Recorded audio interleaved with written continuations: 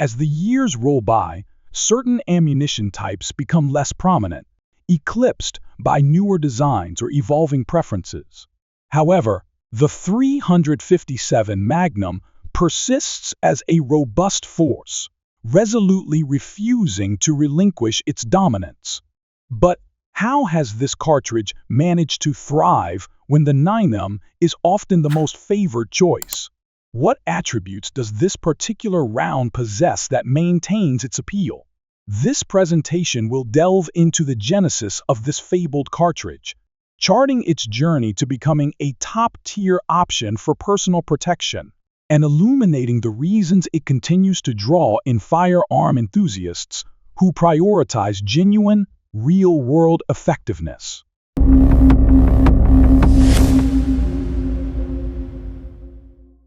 To truly grasp its sustained allure, we must cast our minds back to the early years of the 1930s.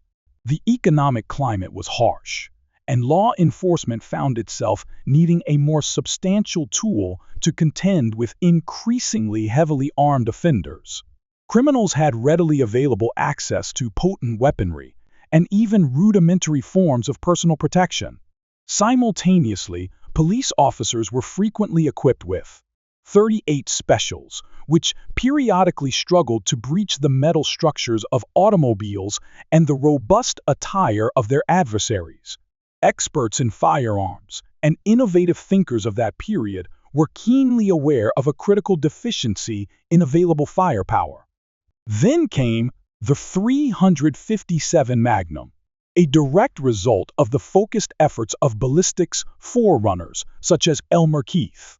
Keith was a persistent experimenter with elevated pressure charges, constantly exploring the limits of what revolvers could withstand. By increasing the .38 special's casing length and incorporating a larger propellant charge, the engineers at Smith & Wesson formulated a cartridge demonstrating superior velocity, increased impact, and improved penetration relative to any standard issue cartridge for law enforcement at that time. This innovative design boasted velocity values surpassing 1,300 feet per second, producing an impressive energy delivery between 500 and 700 foot-pounds, representing a massive improvement over existing handgun cartridges. The 357 Magnum rapidly achieved renown, becoming instantly noteworthy to professionals in law enforcement. Returning to 1935, Smith & Wesson released its first revolver specifically built to use this potent ammunition, named initially the Registered Magnum.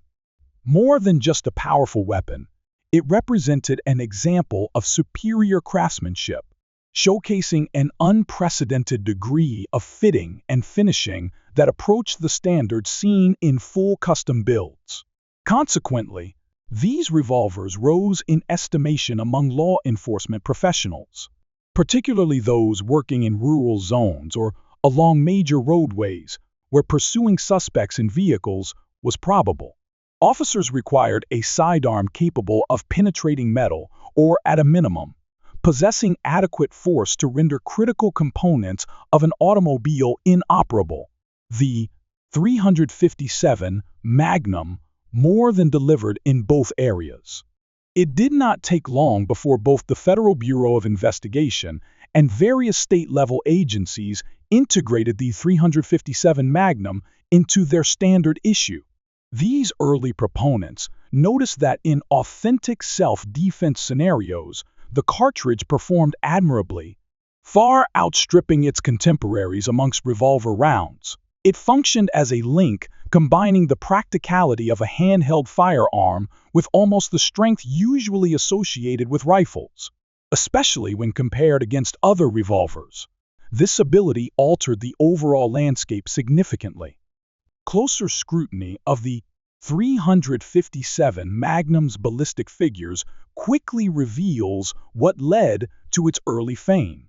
An example loading, featuring a jacketed hollow-point bullet weighing 125-158 grains, can generate muzzle velocities exceeding the results of self-loading rounds in the Magnum and at 45 ACP class, where a Magnum might show approximately 350 foot-pounds and the If-45 ACP only around 400.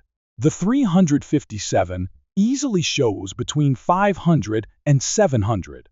The resultant force grants tremendous stopping effect, the ideal trait when preservation of one's life hangs in the balance. Cases involving the use of the weapon system have displayed the capacity of a well-placed shot using the 357 to induce quick incapacitation, lowering the need for rapid follow-up. Veteran officers share experiences demonstrating how the 357 showed unmatched power, creating an impact sometimes felt like lightning, then thunder. Ballistic test media, including those incorporating heavy fabrics, frequently display superior penetration and bullet opening, reinforcing its relevance in the real world. Although performance qualities account for a large part of its allure, other factors should be considered in the form of revolvers that are specifically tailored to use its power. An extremely respected version of this form factor is the Smith & Wesson Model 27. The most recent version of the earlier made registered Magnum with its N-frame build. Its acquisition by lawmen was both for functionality and to stand as symbol of superior capabilities. Additionally, there was the Smith & Wesson Model 19, created with a more compact K-frame that balanced portability and power. The Colt Python, respected by many as the most finely manufactured revolver ever made, featured exceptional fitment and functionality, also improving the position of the 357 within gun communities. In modern eras, brands such as Ruger, with its GP100 and SP101 formats, continue to create firearms building on that framework. Ruger products commonly showcase robust framework, able to digest ammunition exhibiting higher pressures, a critical consideration for owners favoring powerful loads. The ability of the GP100 to withstand lifetimes of usage also remains noteworthy. Ultimately, that such products remain in demand illustrates the continuing allure of revolvers within a landscape where self-loading, semi-automatic designs prevail. It does not stand merely as antique relic, but as time-tested device offering capability for personal protection. If the foregoing dialogue proves beneficial, kindly acknowledge the same by showing approval and helping the expansion of the channel using available means. By standing with channels such as this, you are ensuring strong advocacy for fundamental rights and greater content on related areas. Some would also ask about the utility of the 357 into an era heavily relying on smaller self-loading options. The simple response remains yes. While improvements in self-loading technology have improved functionality and capacity, these do not eclipse the inherent strength shown by Magnum products. Its mixture of compact build and capacity to defeat threats remains unmatched. Similarly, the 357 SIG, attempting to replicate its performance, has failed to unseat its precursor. The simplistic workings of a revolver, requiring only trigger engagement for usage further, ensures that issues regarding misfeeds are kept away.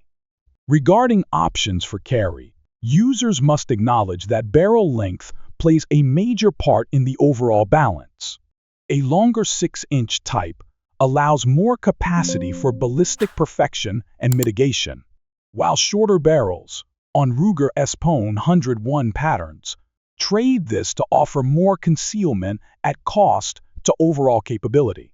Training, therefore, must be a primary consideration, for only with due diligence will accuracy be retained when adopting compact products that offer benefits for usage within constrained confines. Of course, the possibility of rounds showing excessive penetration persists as a constant theme when discussing potent ammunition. with a variety of accounts showing bullets passing clean through subjects and even structural walls. Users must carefully deliberate upon the situation. While any ammunition could express the characteristic, modern hollow points frequently express a tendency to broaden within tissue, thus decelerating and reducing exit effects. Test processes frequently display that the ammunition stays within recommended depths when adopting defensive loads. Still, users must be aware of their surroundings. Ultimately, the probability of an excessive penetration event should not dissuade from the well-documented benefits granted by choosing the 357, wherein the intent remains focused on stopping a threat as quickly as needed. It delivers this with its long and positive history, reinforcing its position as premier ammunition. Therefore, training remains paramount for its user to fully extract its abilities. An adopter must strive to better themselves with the use of smaller caliber counterparts prior to committing the 357. The 357 Magnum exists in situations above and beyond simple self-defense considerations. Many who engage in outdoor pursuits show a preference for it as sidearm against animal assailants, while others show consideration for its ability to safely apply lower power loads when needed. In either case, the ability to quickly respond and protect oneself remains critical, showing its applicability across circumstances. The long history has therefore ensured a spot as an excellent, all-round choice among shooter demographics, as its ability to deliver both lower-cost recreational loads as well as premier defensive power reinforces its reputation among firearm users. The argument remains valid. The 357 is more than a past-era creation that has lost its relevance. Rather, its ability to blend power with reliability has cemented its position in the minds of professionals as a force to be reckoned with, despite advances from modern newcomers. If the features align with user wants, then selecting the option presents many benefits, despite what new products come to offer. In conclusion, the 357 Magnum story is one of resilience and adaptation. From its pivotal role in battling organized crime to its continued presence as a top choice for self-defense and outdoor enthusiasts, this cartridge has consistently proven its worth. Its blend of raw power, mechanical simplicity, and versatility ensures its place in the firearms world for years to come. If you found this exploration of the 357 Magnum insightful and informative, please show your support by giving this video a thumbs up. Don't forget to subscribe to our channel for more in-depth analyses of firearms, ammunition, and the Second Amendment.